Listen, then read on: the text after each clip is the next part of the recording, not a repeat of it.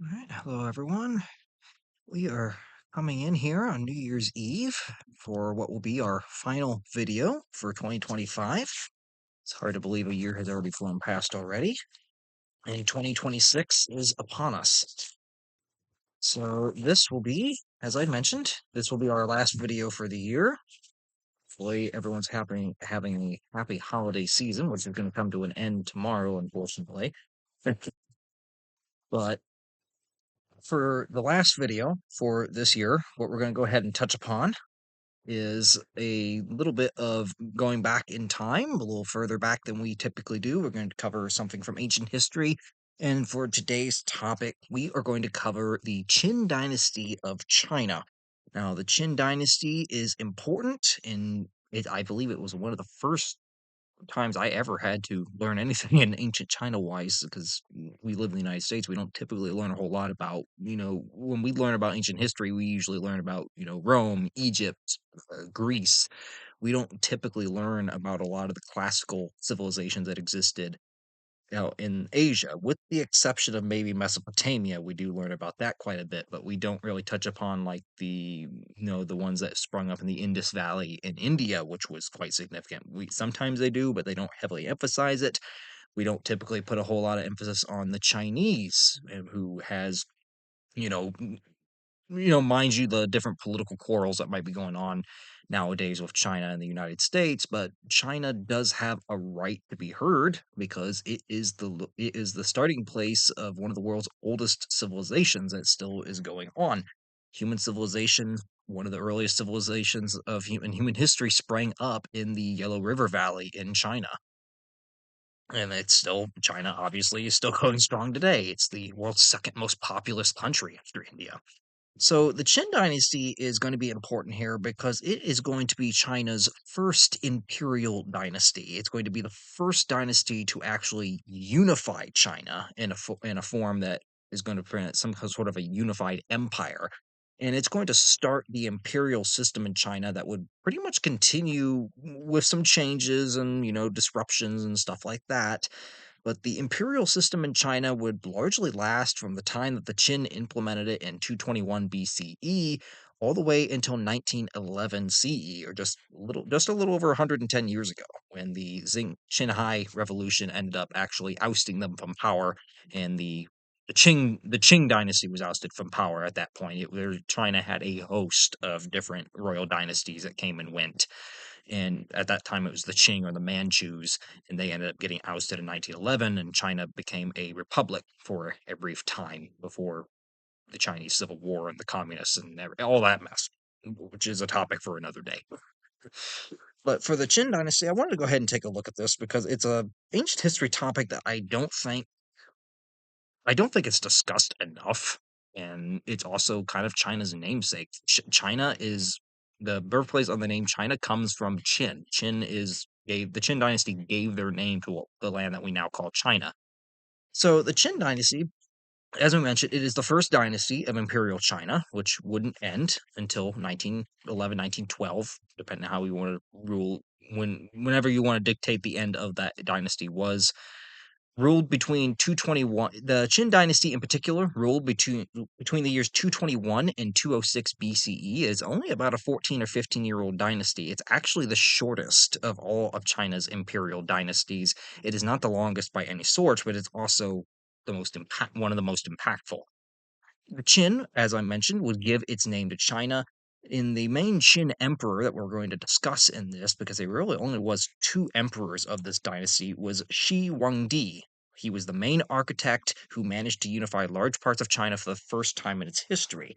Now, the reign of the Qin, however, wasn't all flowers and roses. It definitely was not exactly the best ruling dynasty in China. The reign of the Qin, particular Emperor Shi Huangdi, was plagued by the emperor's desire for complete control over his subjects and his obsession with immortality later in life.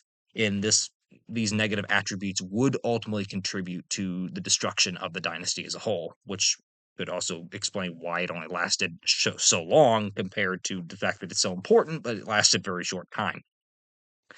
So, in order to understand how the Qin Dynasty came into effect, we have to look a little bit at China before the Qin came to power. And before the Qin came to power, there was another dynasty. There's at least two prior dynasties that we have historical evidence to back up their existence before the Qin came to power.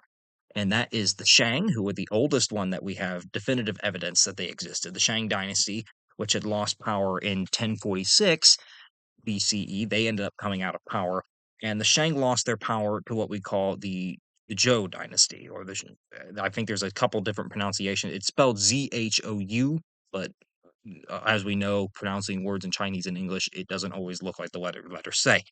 So the Zhou dynasty would come to power in 1046 after ousting the Shang, and they would claim that the Shang had lost the mandate of heaven through corruption. And this is going to be a very, very big principle when you're studying anything in the Chinese emperors of the Chinese monarchy and understanding the different dynasties that would rule over China throughout its history. Is the mandate of heaven. It's a very important thing to learn about. And what the mandate of heaven was, it's a critical tenet of both the Shang and the Zhou and later imperial dynasties that would ultimately pretty much determine whether or not you got to continue ruling China or whether or not you lost your throne. And what it was a belief, and it was kind of a tenet system that it legitimized the monarch. The monarch, it basically established that the monarch was legitimized by the will of the gods on his throne, that the will of the gods placed the monarch on the throne. Now, back before the Qin, it was actually a king, and the Qin were actually the first ones that would use the title of emperor, but this would continue under the emperor. So the monarch is legitimized by the gods. The gods put the monarch on the throne, and he shares a contract with them to protect his subjects and to ensure prosperity. That you are on the throne by the gods' will, but as part of that deal, as part of the gods giving you the throne, you are to maintain peace and prosperity for the Chinese people. The monarch was only considered to possess the mandate of heaven as long as their policies would benefit the entire country and not just themselves. The moment a monarch started to become selfish or self indulgent, they would be considered to have lost the mandate of heaven and would thus be required to be replaced by whatever means necessary.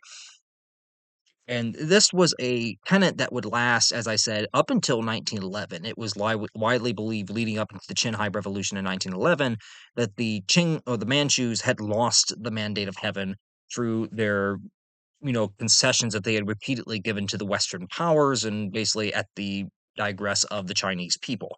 And this would be the case of many other imperial dynasties would come about. So the mandate of heaven is very important. It legitimizes the monarch on the throne, but that monarch has to be acting in the interest of his people or else he risks losing that mandate. Now, the Zhou would establish a decentralized state that operated as a feudal society in China. They decentralized the feudal states that composed the former Shang empire or kingdom, we'll call it a kingdom, the former Shang kingdom. They would establish a decentralized state that would provide the states with much larger autonomy within the government.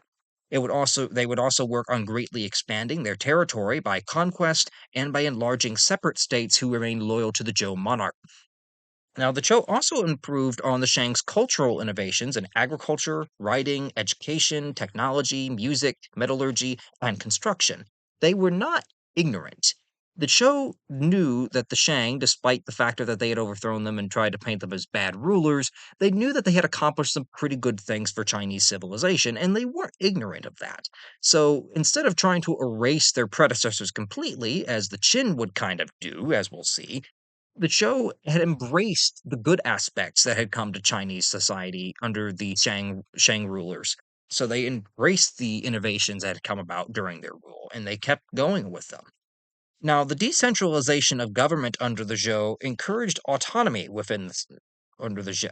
I think it's Zhou or Zhao, but we'll go for there.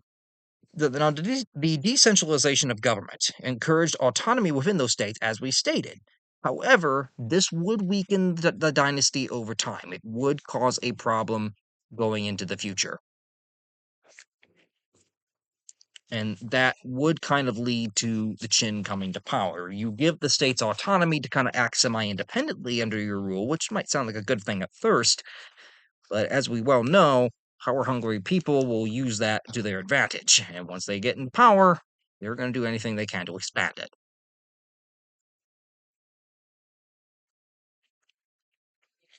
Excuse me. Right, so where are we at here? There we are.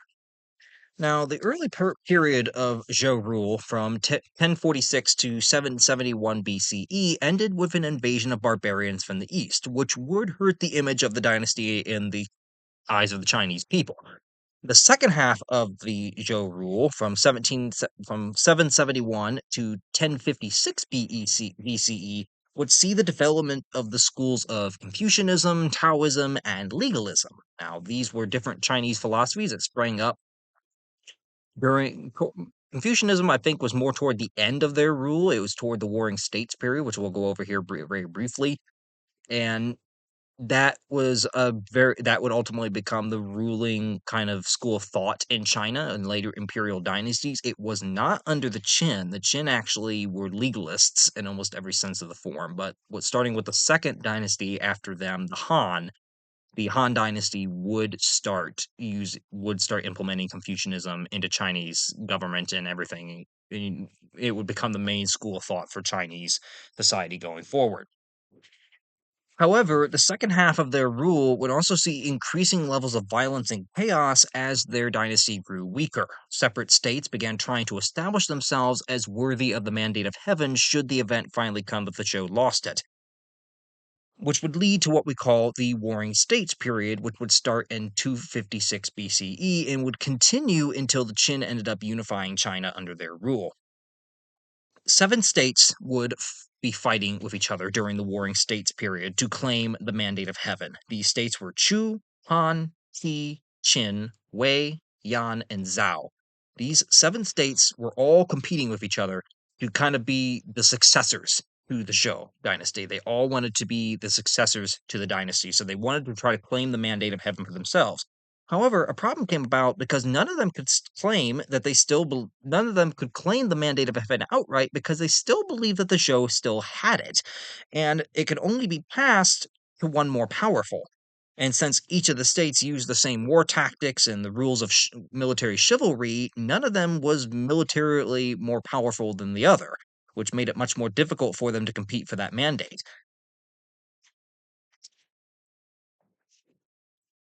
which meant why this Warring States period lasted near 30 years. And just to show you where these states are, and this will relate back to here sooner, here is a map of China during the Warring States period from around 260. This is about 260 BCE, so just before they would have started.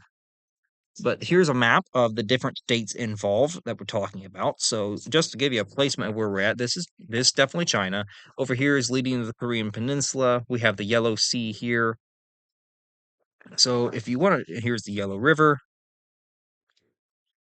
the Yangtze River down here. So what we're looking at is the different states that ended up fighting to get this mandate. And that is the state up here. We have the state of Zhao, Yan, Qi, Shu, Han, Wei, and Qin. Now, this little white one in the center, this is where the Zhao capital is. This is where their capital is. So that's like a neutral territory. But these all around it, these guys are all fighting to be the successor to the dynasty in the event that it falls. And it's this state right here that is going to end up becoming the main progenitor of getting a unified China. This state right here, Qin, is going to be the one that unites all these other ones under its rule. It's one in the far west.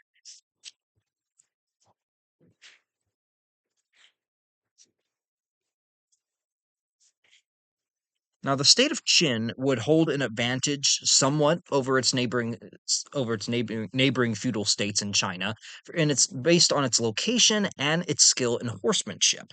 It was founded supposedly by one of the legendary five pre-dynastic emperors, and the local Ying family was supposedly descended from one of those emperors, Emperor Gaoyang. Now, the Zhao ruler King Chao, who ruled from 872 to 866 BCE, would take notice of the Ying family member Fizi, who was skilled in horsemanship. He would grant lands to Fizi and his family in the valley of Qin. The Qin state would become associated with horses and high levels of horsemanship among its peoples. The Qin state would also control western lands and possibly even held an alliance with the barbarian peoples with which neighbored it to out to the west and seemingly never wanted to attack it that often as they did other states. So it's possible they could have had an unknown alliance with them. Despite these advantages, Qin wasn't able to tip the war in its favor until it started to adopt the policies of one of its own local statesmen, Shang Yang. And now, Shang Yang was kind of along the lines he was kind of along the line of Sun Tzu, who I think who is also around at this time. Now, Yang would advocate for total war and victory at any cost, and to ignore the traditional rules of military chivalry that the other Chinese feudal states were following. At the time, no one really picked up his ideas immediately, and up until his death, no one really had. Yang's theories, however, would be taken up a few decades after his death by the young Qing king Ying Zheng, and Ying Zheng will become the Qin emperor. The Qin would quickly, after they adopted Yang's ideas of, ignore the military chivalry rules. That is not going to get you anywhere. You need to, forego the typical platitudes of military victory because that's what they're expecting you to do. If you catch them off guard, it'll be much better. Now, the Qing would quickly defeat the other six states upon adopting Yang's theories under King Ying Zheng. The the state of Han would be the first to fall in 230 BCE, followed by Zhao in 228, Wei in 225, Shu in 223, Yan in 222, and Qi in 221. Ying Zheng would end up, after conquering all these states, he ended up and it brought an end to the Zhou Dynasty, with the Qin now in control of pretty much a unified empire. And Ying Zheng would take the name Shi Huangdi, or first, which is literally translates into first emperor, and it would establish the Qin Dynasty, which would usher in the Chinese Imperial era.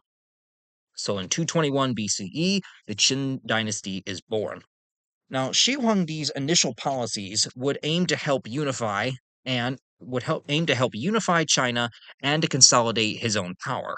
And at first, his policies weren't that bad. It's what he did later. He would issue, upon coming to power, he would issue currency, divide most of the feudal states into prefectures and smaller provinces to kind of limit the autonomy that had brought down the Zhou Dynasty. He would also build roads leading to the capital of Shenyang, which is, I think is now Chang'an. Nowadays, I don't know how they pronounce it nowadays. It's spelled a little different, but back then it was Shenyang. And they would build roads leading to that capital. He would also even travel amongst the public on tours of the country at times, but almost all the time he traveled kind of disguised to root out issues that were plaguing Chinese society. So that way he would appear as a commoner and he would see them firsthand without people acting all special because they knew he was the emperor. He also encouraged science and scientific innovations within his country. To protect his nation from the barbarians in the north, Wang Di ordered a stone wall to be built along China's northern borders. The stones would come from the walls that used to separate the different feudal states, and this would become what was technically one of the first iterations of the Great Wall of China. There had been smaller walls erected under the Shang and Zhou dynasties, but it was the Qin who actually started to build a unified kind of semi-connected barrier to the north to kind of keep the barbarians out. Now that they did not build all of the Great Wall, there it was drastically expanded upon by later dynasties. I think the dynasty that had the most to do with the one that we now know is the Ming Dynasty, which ruled from like 16. I think it was from trying to think how they when they ruled it. 1400s to the 1600s, I think, was when they ruled. They lost it, I think, in 1644. But the Ming constructed most of what we now know. But it was the Qin who actually constructed the start of what would become the start of that wall.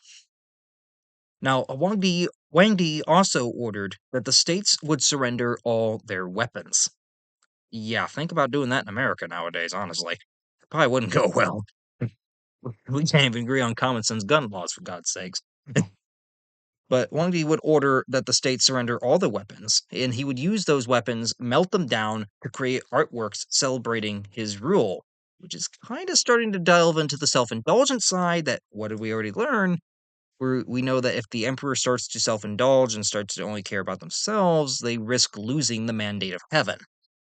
Now, Wang Di would also continue another innovation. He would also start decreeing the construction of canals, even leading up to an early version of what would become China's Grand Canal. He did not start it, but he started technically what was an early version of it. Now, Shi Huangdi's reign would start off well. As we said, he did a lot of these as soon as he came to power, I think to kind of appease the people and make them kind of appreciate his rule. However, he soon became obsessed with his own power and importance to the point that he was going to lose that mandate of heaven and he was going to become a tyrannical ruler. Subjects were often forced to work on projects from home, far from home, and for very little food or pay at all.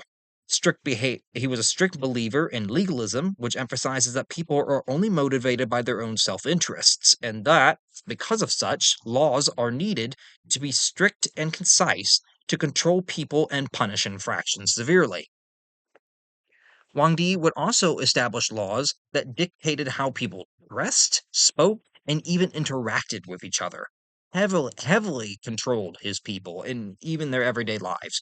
Qin rule would end up becoming very harsh for the majority of the Chinese people, with very little freedom and almost no opportunities for resistance against the Qin emperor or to the emperor's rule due to a lack of weapons and the Qin and Huangdi's use of of his secret police and spies that he had massive spy networks out trying to basically spy on his own people to let him know if they're going to try anything.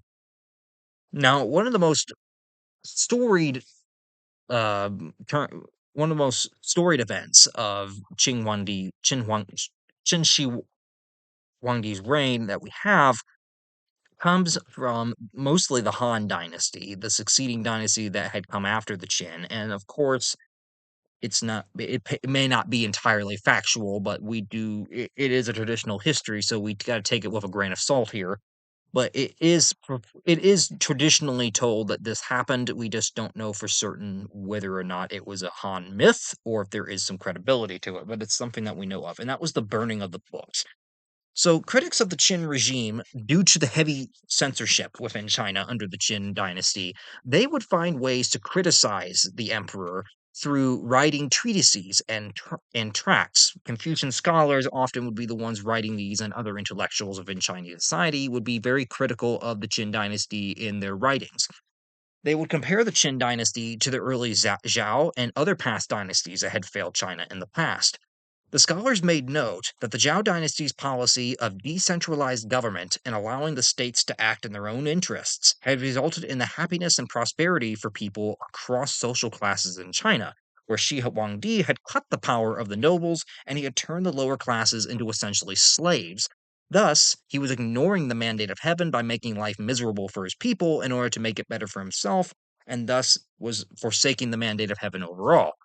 Now, Wang Di knew that this was going on. He knew that these scholars were writing the books. He knew that they were writing it in their writings and letters and everyday writings to the people. He knew this was a threat to his rule.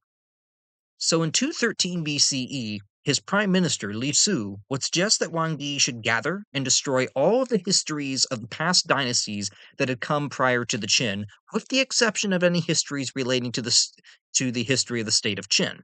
Anyone who would try to hide or preserve any of these histories on the Shang or Zhou dynasties should be executed.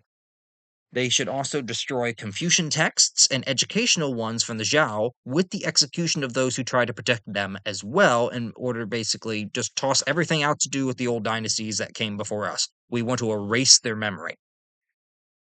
Only the texts in the fields of medicine, science, agriculture, divination should be exempted from this burning order.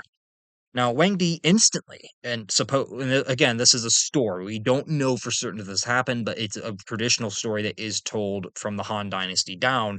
Is that Wang Di he instantly approved his prime minister's suggestion and went on to a purge of knowledge to silence his critics and to glorify his own reign. All philosophical schools were banned except for the one on legalism, of which Wang Di was a follower. Freedom of speech was heavily suppressed. Legal codes were rewritten to align with the emperor's vision. Books were burned and scholars executed.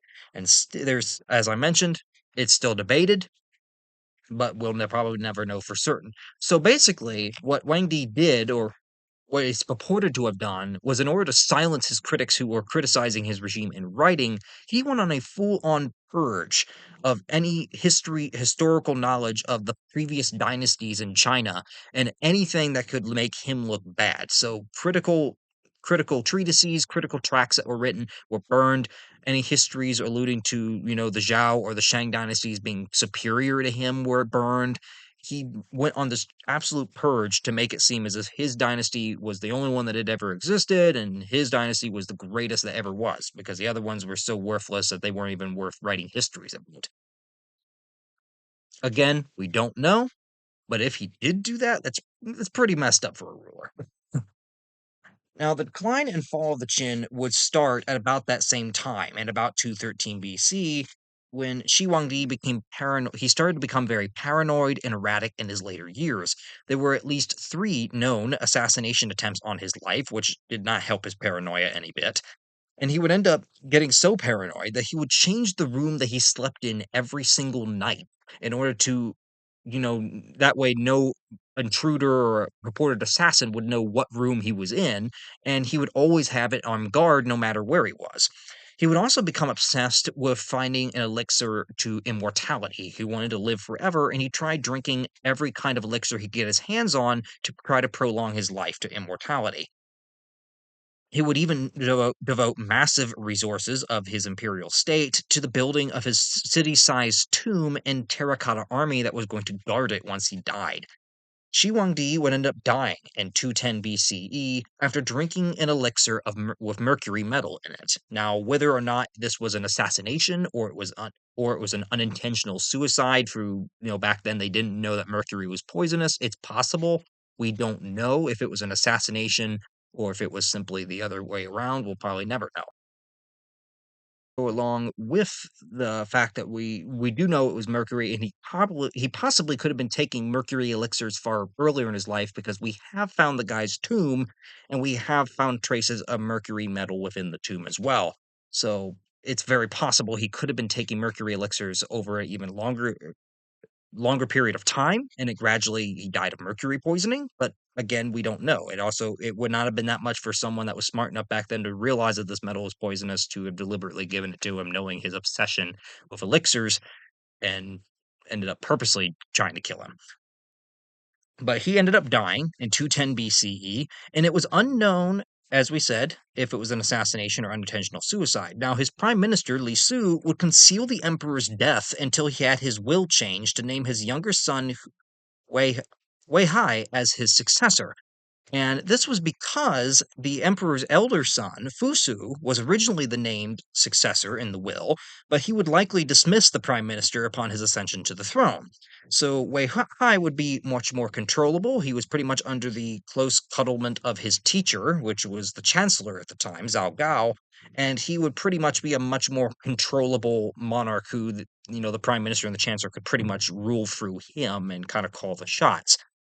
Now, they went to such lengths to hide the emperor's initial death until they could get this will changed, that they brought home his body in a cart full of fish, is what the story goes, so that the smell of the dead fish would mask the smell of the body. And he was eventually buried in his tomb that was surrounded by thousands of handmade terracotta warriors, with each and every individual soldier being individually unique. Which, to go here before we continue further here, so we got some pictures here that probably need to go along with this. So here is the emperor in question. This was Qin Shi Huangdi. This was the first emperor of China, or what we possibly think he could have looked like. We don't know, but there were no paintings or drawings made of him at the time. This itself is a 19th century imagination of him.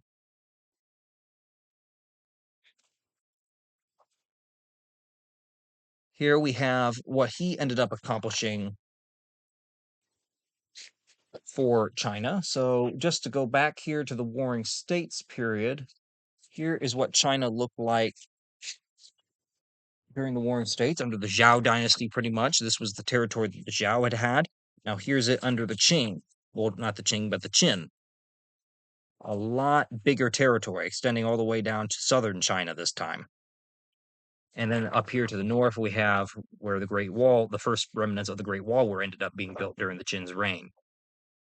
So this was the first unified form of China.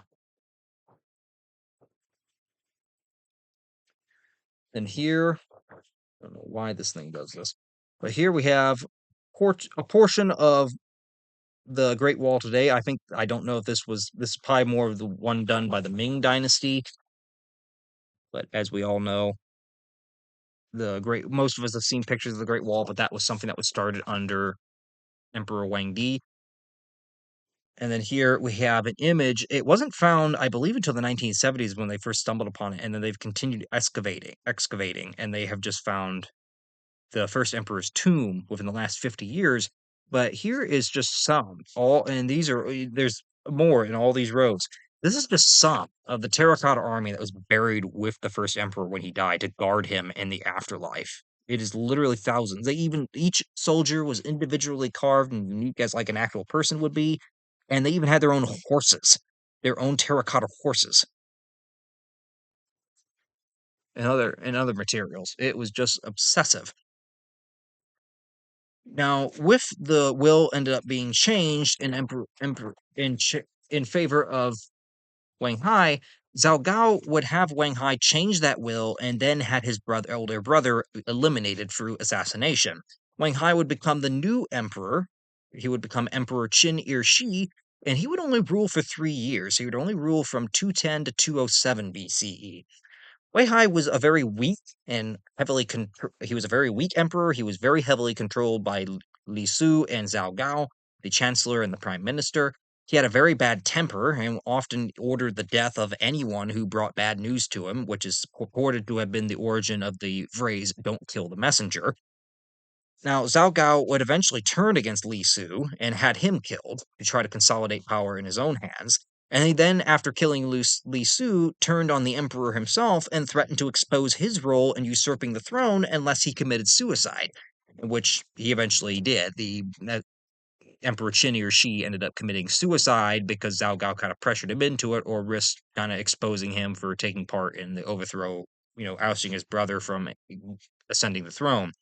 Now, Zhao Gao would install Fusu's son, the elder son that he had murdered. He had a son named Ziyang. He would install his son as emperor next, but it ended up backfiring on him, as Ziyang had him killed along with his entire family. So basically, after Emperor Shi Huangdi died, his prime minister and his chancellor were power hungry and trying to control the new emperors. And the first one they were able to do that. They were able to eliminate the one that would have got rid of them both, put a weak one in that they controlled, then they had him, the one turned against the other, then had the emperor killed, and then he puts the guy's son that he had killed in, and then he gets killed. So it was just infighting. In 206 BCE, with the death of Emperor Qing Shi, and with Ziyang becoming temporary emperor. In 206 BCE, rebellion would end up breaking out against the Qin dynasty, as that by that point, many of the Qin dynasty's opponents realized that the dynasty was in utter chaos after Huangdi's death. This would be the perfect time to try to rise up against it and take power. They were led by noble Zhang Yu of Chu and commoner Liu Bang of Han. Liu Bang would end up capturing the Qin capital of Xinjiang, and he would accept Ziyang's surrender, who was later executed by Liu Bang's order. After another war that would break out between Chang Chu and Liu Bang, the Han Dynasty would end up being established under Liu Bang, who would become known as the Emperor Gaozu. And that would bring an end to the Qin Dynasty. The Han Dynasty would be the second Chinese imperial dynasty, and they would really be the one that would set China forward toward centuries to come, because China under the Han Dynasty would experience what is essentially a golden age for Chinese culture. But because the Han kept some of the practices that had been instituted under the Qin, such as the innovations and the unified China and actually expanding on the Qin holdings, the Qin are credited with being the first ones to actually unify China, even though they might not have been the longest ruling. So, despite China's first imperial dynasty, Qin's oppressive rule made them also the shortest ruling, with only 14 years under their belt. So, that brings an end to the Qin Dynasty. So the dynasty ultimately it came to power in a moment of weakness for the preceding one. Emperor Shi Huangdi would essentially be a good emperor at first, but his obsession with himself, his obsession with immortality, his brutality, his oppression of his people would eventually kind of shape his reign. And then after he died, the power struggles within the dynasty just led to it collapsing rather quickly within only 3 years. But it does have its place as the China's first imperial dynasty. It did for the first time unify China to a degree, and it does give its name to China. China comes from from the word Qin, who gave their name to it. So that concludes for this video. So if anyone has any questions, any added information, anything they'd like, anything of that sort, feel free to put it in the comment section below, and I'll be more than happy to go through it when I get the opportunity to do so. I do not know what our first video is going to be for the new year yet, but I definitely have some ideas now. I just got to figure out which one I want to go with. But as always, if anyone has any suggestions, I'm always happy to take them and take them in consideration. So feel free if you have any to put them in the comment section, and I'll definitely take a look at them if I think that I can definitely cover them. So I think that about wraps it up. So that is our last video for this year, which brings an end. I think this is the fifth year I've been doing this. So this would be going into year number 6 here officially. I think it would be in March. I think I started it during the pandemic. So March will officially be the 6-year start of me actually doing all these videos. So we've covered quite a bit of topics, and we're still got God knows how many more we can go through. So that will conclude for our final video of 2025. I hope everyone has a wonderful and blessed happy new year with the new year starting officially tomorrow. And we'll see you all back here in 2026 for the next video that comes out. So long and happy new year.